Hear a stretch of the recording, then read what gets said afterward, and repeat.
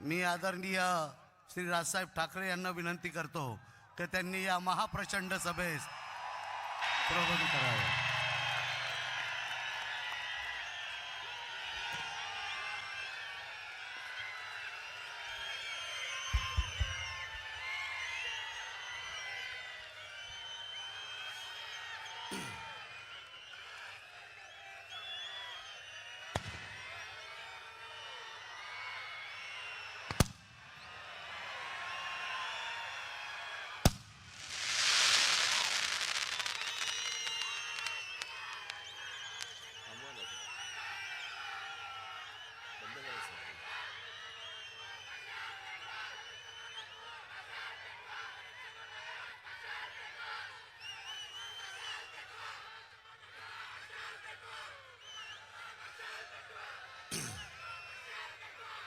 व्यासपीठावरती उपस्थित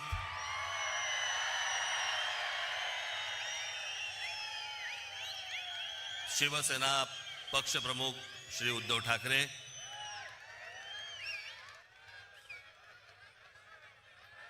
माझे मित्र आणि शिवसेनेचे नेते श्री संजय राऊत,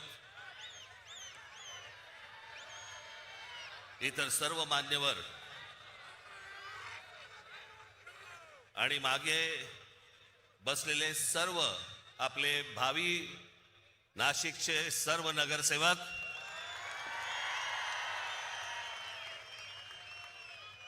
आणि माझ्या जमलेल्या सर्व तमाम मराठी बांधवांनो, भगिनींनो आणि मातांनो,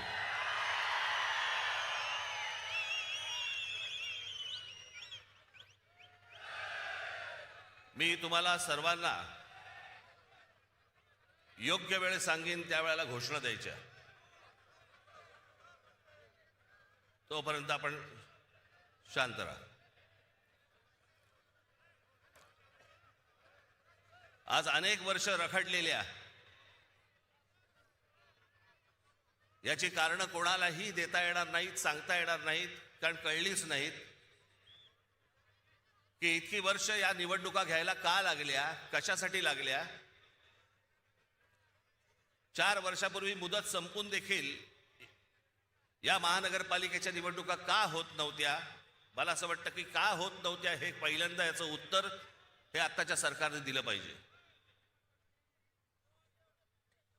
आणि मग इतक्या वर्षानंतर ज्या वेळेला निवडणुका होत आहेत त्याच्यानंतर ज्या प्रकारचा गोंधळ या महाराष्ट्रामध्ये आत्ता सगळा सुरू आहे,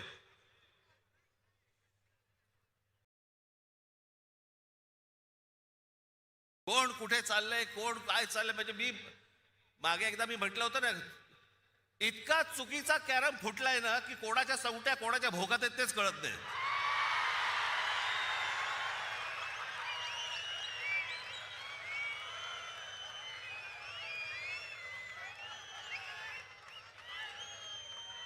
प्रत्येकाला विचारलं लागतं आज कुठे.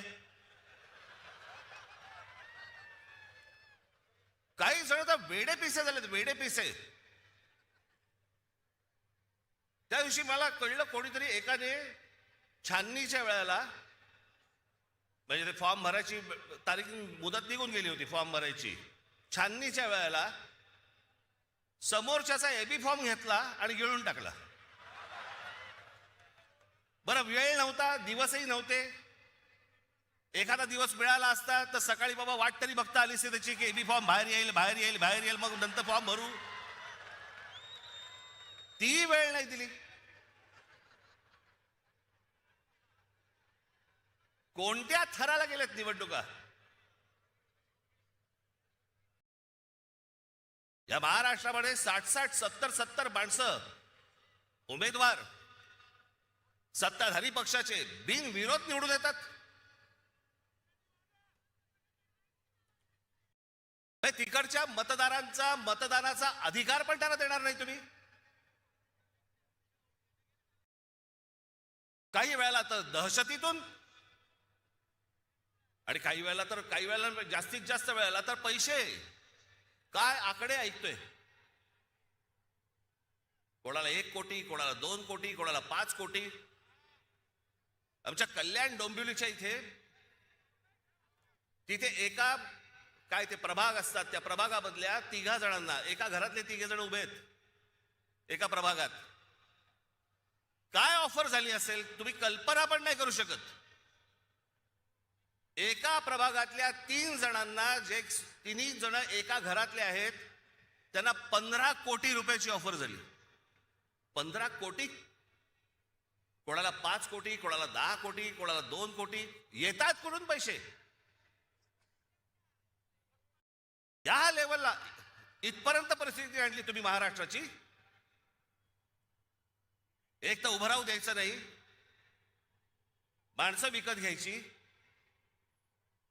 भीती घालायची, दहशत निर्माण करायची, आणि अशा वातावरणामध्ये तुम्ही निवडणुका घ्यायला बघताय.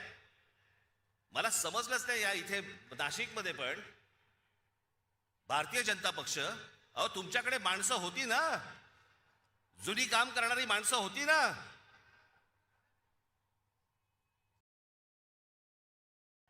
म्हणजे 52 साली जन्माला आलेला एक पक्ष, 52 साली जनसंघ नावाने, त्यांना 2026 ला पोरं भाड्याने घ्यावी लागतात.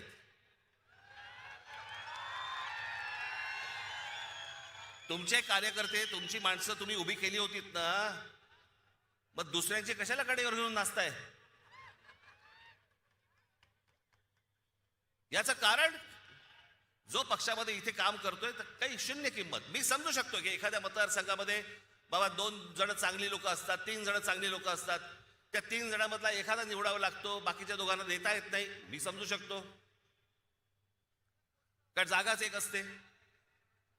पण जी लोक सतत काम करतायत, इतकी वर्ष काम करतायत, त्यांना पूर्णपणे बाजूला सारून दुसऱ्या पक्षामधला माणूस घ्यायचा आणि त्याला उभं करायचं, हा तुम्ही त्या कार्यकर्त्याचा अपमान नाही करतात? बाहेरून माणसं लागतात तुम्हाला. बरं, ती आणतात त्या आणतात, ते काही आनंदाने येत नाही येत, रात्री पैसे पोचवले जातात.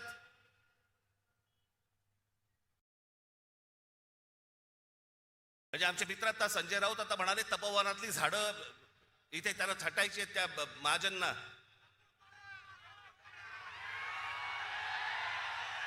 अहो लाकूड तोड्या बरा होता. त्याला देवीने पहिली विचारली, त्याची कुऱ्हाड गेली तर सोन्याची हवी का? तो म्हणाला नाही. मग चांदीची हवी का? नाही. मग त्याची मूळ कुऱ्हाड दिली, तेव्हा तो बोलला नाही, ही माझी कुऱ्हाड. सोना चांदीच्या कुऱ्हाडीला पण तो भापला नाही. बाईक ते मला कळलं, मला कोणाला बद्दल बोलतोय, मला काय सांगताय, नावं ठेवण्यामध्ये मी पटाय, तुम्ही नाही.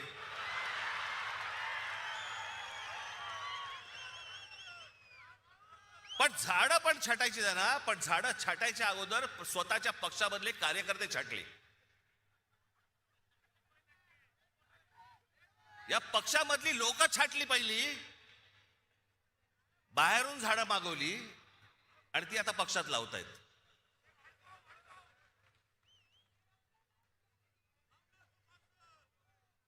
ही कोणती परिस्थिती, हे कोणतं राजकारण, हे कोणत्या निवडणुका चालू आहेत महाराष्ट्रामध्ये?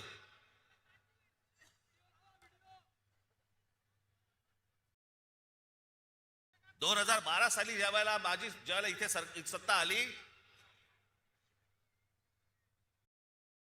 17 साली इथे फडणवीस आले आणि म्हणाले मी नाशिक मी दत्तक घेतो.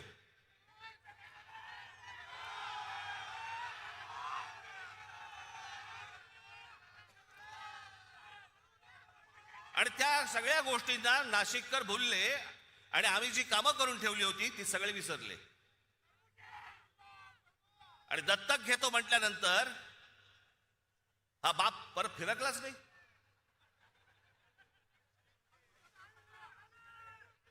काय काय गोष्टी करतो म्हणून सांगितल्या होत्या, कोणत्या कोणत्या गोष्टी करतो म्हणून सांगितल्या होत्या.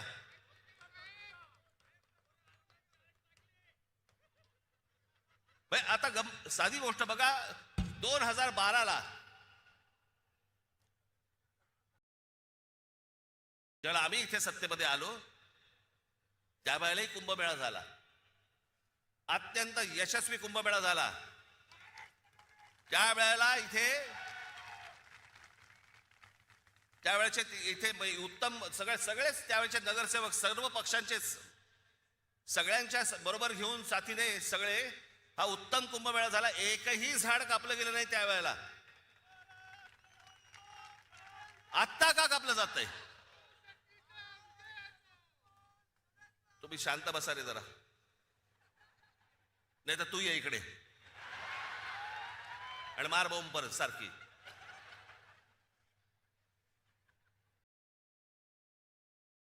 एकही झाड कापलं नाही त्यावेळेला. उत्तम सुंदर चांगल्या पद्धतीने सगळे जेवढे साधू संत आले होते त्या सगळ्यांनी सांगितलं की उत्तम कुंभमेळा झाला. त्यावेळेला प्रशासकांचा आणि ज्यावेळेला जे नगरसेवक होते त्यांचा सत्कार झाला. बॉस्टन मध्ये पण सत्कार झाला त्यांचा, अमेरिकेत इथेही सत्कार झाले की उत्तम उत्तम रीतीने कुंभमेळा हाताळला गेला. मग आता काय चालू आहे? त्या दिवशी मी म्हटलं ना की ही तपोवनातली झाडं नुसती झाडं तोडणं नाहीये हे. यांचं हे सगळं अगोदर ठरतं की या उद्योगपतीसाठी ही जागा रिकामी करायची, आता याच्यावरती कुंभमेळा करायचा. कुंभमेळा झाल्यानंतर सगळे साधू संत जेव्हा आपल्या घरी जातील मग त्या उद्योगपतीच्याही घशात घालायची जमीन. सगळं सगळं प्लॅनिंग त्यांचं सुरू असतं. आज त्यावेळेला जे जे महाराष्ट्रातल्या कुठच्या बाकी शहर सोडा, मी जेव्हा ते अनेक उद्योगपतींकडनं ज्यावेळेला या नाशिक शहरामध्ये पैसे आणले, रतन टाटांपासून अनेक लोक ज्यावेळेला इथे नाशिकमध्ये आले, काय त्यांचा संबंध होता? नाही तर साधी गोष्ट नुसतं फक्त वाचून दाखवतो, तुम्हाला कळेल की काय काय पहिले फक्त 5 वर्षात काय झालं. आज नाशिक शहराला मुकणे धरणापासून आपण त्यावेळेला पाईपलाईन आणली. नाशिकच्या पाण्याचा पुढच्या साधारणपणे 50-60 वर्षाचा पाण्याचा प्रश्न संपवून टाकला. हे 5 वर्षात केलेले आहे. त्याच्यानंतर जीपीएस त्याला लावलेले सगळ्या महानगरपालिकेच्या ऑफिसमध्ये माणसं असायची. घंटा गाड्या सुरू केल्या. घनकचरा प्रकल्प सुरू केला. ज्या घनकचरा प्रकल्पाबद्दल तिकडे त्या कचऱ्यामधनं विटा, खत, सगळ्या गोष्टी आज नाशिकमधले अनेक शेतकरी घेऊन जात आहेत. तिथून जाता येताना तुम्हाला वास पण येणार नाही की इथे घनकचरा प्रकल्प आहे म्हणून. वाहतूक बेटांचं सुशोभीकरण केलं. बोटॅनिकल गार्डन इथे एक जागा होती, त्या गार्डनचं केलं. मी रतन टाटांकडे ज्यावेळेला मी गेलो ते प्रकल्प घेऊन, त्यांना आवडलं. त्यांनी मला विचारलं किती खर्च आहे. मी म्हटलं 3-4-5 कोटी रुपये खर्च येईल त्याला. डन बोलले. नक्की. त्यांची सगळी माणसं लावली. सरकारकडनं सगळ्या परवानग्या बिरवानग्या सगळं आलं. कामाला सुरुवात झाली आणि प्रकल्प वाढत वाढत वाढत वाढत गेला. त्यांचीच माणसं करत होती. शेवटी तो प्रकल्प ज्यावेळेला पूर्ण झाला त्यावेळेला रतन टाटांकडनं जवळपास 14 ते 15 कोटी रुपये टाकले गेले होते त्याच्यात. त्या बोटॅनिकल गार्डनची काय अवस्था करून ठेवली आज गेल्या 5 वर्षात. सगळं उद्ध्वस्त करून टाकलं. सगळी ती बेट उद्ध्वस्त केली. सगळ्याच गोष्टी उद्ध्वस्त केल्या. इथे तुमच्या ते चिल्ड्रन एज्युकेशन पार्क, गोदापारचं जॉगिंग ट्रॅक, स्वर्गीय माननीय बाळासाहेब ठाकरेंच्या नावाने ऐतिहासिक ते शस्त्र संग्रहालय केलं होतं, ते उद्ध्वस्त करून टाकलं. त्याच्यानंतर ही ते वॉटर कर्टन्स केली होती या सगळ्या तुमच्या पुलांवरती, ती घालवली, ती सगळी उद्ध्वस्त करून टाकली. नाशिक वरती त्यावेळेला आम्ही ज्याला आलो त्यावेळेला 700 कोटी रुपयांचं कर्ज होतं. ही नाशिक महानगरपालिका 700 कोटी कर्ज मुक्त महानगरपालिका त्यावेळेला आम्ही करून दिली. आणि सगळ्यात महत्वाची गोष्ट, त्या संपूर्ण 5 वर्षाच्या काळात विरोधी पक्षातलेही लोक बसले होते, भाजपवालेही बसले होते, सगळेच बसले होते. त्या संपूर्ण 5 वर्षाच्या काळात विरोधी पक्षाकडनं एकही भ्रष्टाचाराचा आरोप झाला नाही, अशी ती महानगरपालिका होती. ज्या वेळेला हे रस्ते बांधणीचं काम सुरू होतं, उत्तम रस्ते सगळे झाले होते त्यावेळेला नाशिकमध्ये. मला हे पत्रकार सांगतात ना, दर पावसाळ्यामध्ये त्यांचे ते चॅनल मधली लोक विचारायची की मुंबई इकडचे तिकडचे सगळीकडचे इकडचे खड्डे पडतात. मी इकडचे जे कंत्राटदार होते त्या कंत्राटदारांची पहिली एक बैठक बोलवली होती आणि त्या कंत्राटदारांनी सांगितलं होतं, म्हटलं हे त्याचं बजेट, तुमच्याकडे कोणी पैसे मागितले तर सांगा मला, आणि ज्या बजेटमध्ये तुम्हाला दिलेलं आहे त्याच्यामध्ये जर उत्तम रस्ता जर केला नाहीस आणि त्याच्यात जर खड्डा पडला त्या खड्ड्यात उभा करून मारीन. उत्तम रस्ते झाले सगळे नाशिक मधले. हे होऊ शकतं, हे घडू शकतं, सगळ्या गोष्टी घडू शकतात. पण ह्या लोकांना हे करायचं नाही. 5 वर्ष दिली. हे 5 वर्षामध्ये हे देवेंद्र फडणवीस येऊन तुम्हाला काय बोलून गेले, ते काय बोलून गेले ते फक्त झालंय का एवढं फक्त मला सांगा.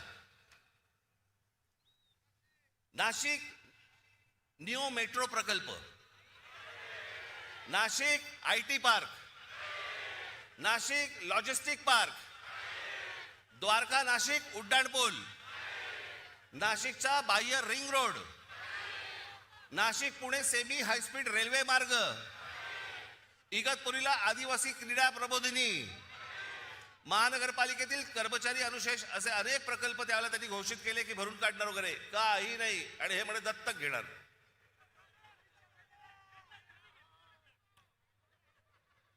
याला कामं नाही करायचे. धर्माच्या नावावरती, जातीच्या नावावरती फक्त तुम्हाला भुलवायचं. आज अनेक महिला इथे आलेल्या आहेत.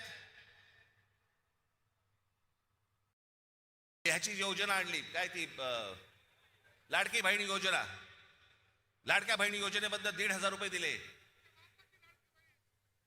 महागाई किती वाढली हो. हा, ते 1,500 रुपये तुमचे 15 दिवसात निघून गेले. साधा सिलेंडर 1,000 रुपये आहे. कुठे टिकणार आहेत 1,500 रुपये. मला आपल्याला फक्त एवढंच सांगायचंय, पुढच्या ज्या पिढ्या असतील, आज तुमची मुलं असतील, आज अनेक या महाराष्ट्रामधले अनेक उमेदवार आहेत किंवा अनेक लोक आहेत, त्यांची मुलं काय विचार करतील. काय आमच्या भवितव्याकडे आमच्याकडे कोणी बघितलं नाही का. आमचा बाप विकला गेला. आमच्या आईने पैसे घेतले आणि आमच्याकडे पुढे भविष्य जे आहे आमचं, हे काही घडलंच नाही. आमची शहरं चांगली घडलीच नाहीत. शहरात राहण्यासारखं काहीच नाही. आज अनेक मुलं इथे, अनेक मुली, तरुणी आहेत, महाराष्ट्रामध्ये आहेत, देशामध्ये आहेत. का परदेशी जातात हो. कशासाठी परदेशी जात आहेत. शिक्षण तर इथेही मिळू शकतं, कदाचित नोकरीही इथे मिळू शकते, पण जात आहेत कशासाठी. सभोवतालचं वातावरण सगळं बकाल, रस्त्याला चांगले फुटपाथ नाहीत, ट्रॅफिक वाढलाय, रहदारी सगळीकडे, कशाला काही आटोक्यातच नाहीये काही गोष्टी. अशा लोकांच्या हातामध्ये तुम्ही शहरं देणार आहात. मला खरंच 2017 साली मला इतकं वाईट वाटलं की अरे म्हटलं, एवढ्या सगळी माणसं मी त्यावेळेला आणली. आनंद महिंद्रापासून, रतन टाटांपासून, सगळे अंबानींपासून सगळी लोक इथे मी आणली, जी कधी कुठच्या शहरामध्ये गेली नाही, ती ह्या सगळ्या शहरामध्ये आणली. एवढे सगळे प्रकल्प, एवढ्या सगळ्या गोष्टी उभ्या केल्या आणि उभ्या केल्यानंतर पाहायला काय मला मिळालं. पराभव. आणि ज्या लोकांनी काहीच नाही केलं गेल्या 5 वर्षामध्ये, त्यांच्या भूलथापांना बळी पडलात. आजही हेच चालू आहे त्यांचं. पैसे वाटायचे, बाकीच्या सगळ्या गोष्टी करायच्या, बोगस वोटिंग करायचं, घराघरात जाऊन पैसे वाटायचे. आज पैसे घ्यायला हो, किती दिवस टिकणार तुमच्याकडे, किती दिवस राहणार आहेत.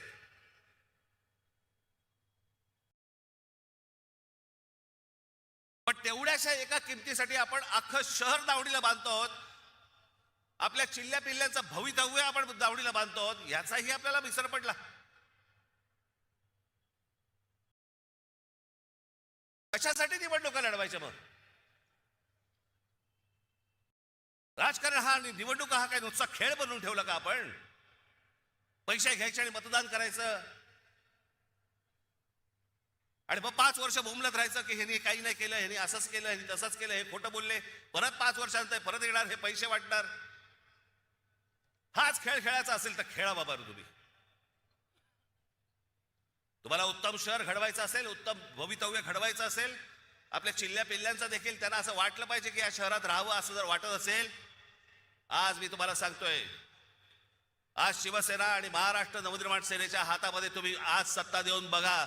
तुम्हाला नाशिकमध्ये पुन्हा चमत्कार घडवल्याशिवाय मी राहणार नाही.